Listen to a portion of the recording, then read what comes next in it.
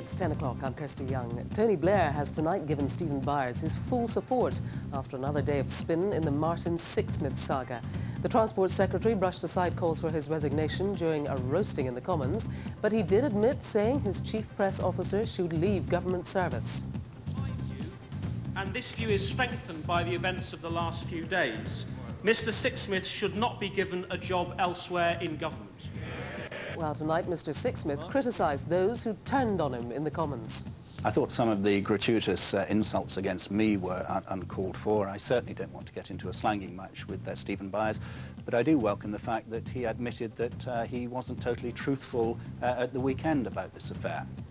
5 months on, and there are fears tonight of a fresh foot and mouth outbreak. Tests are being carried out at a farm in Hornby near Thirsk after suspect wounds were found in the mouths of 2 sheep.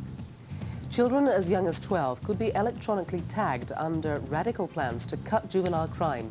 The Home Secretary David Blunkett wants to target youngsters who might re-offend whilst on bail. He says the public are becoming fed up with teenage tearaways. People are sick and tired in the community of seeing the police do their job and then seeing the youngsters let out to re-offend again. It's demoralising for the police, it's frustrating for the community, and it allows those individuals to cock a snoop at the rest of us. A jury has heard harrowing evidence of how a toddler was allegedly beaten to death and left dead in his cot for 2 weeks.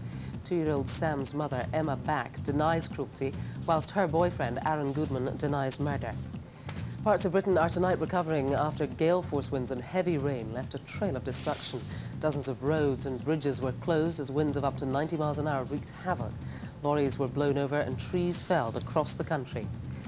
On to football, and Liverpool face an uphill struggle in the Champions League after drawing 1-1 with Galatasaray, whilst Man United are in the driving seat thanks to a 5-1 win against Nantes. A Beckham free kick and 2 goals from Solskjaer securing their victory.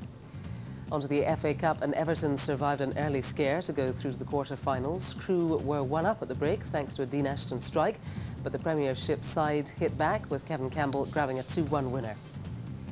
Britain's golden curlers are back in Scotland after becoming Olympic heroes. Rona Martin's team defied the odds to win Britain's only gold at Salt Lake City, but she insists the girls aren't getting carried away. We're just down to normal people.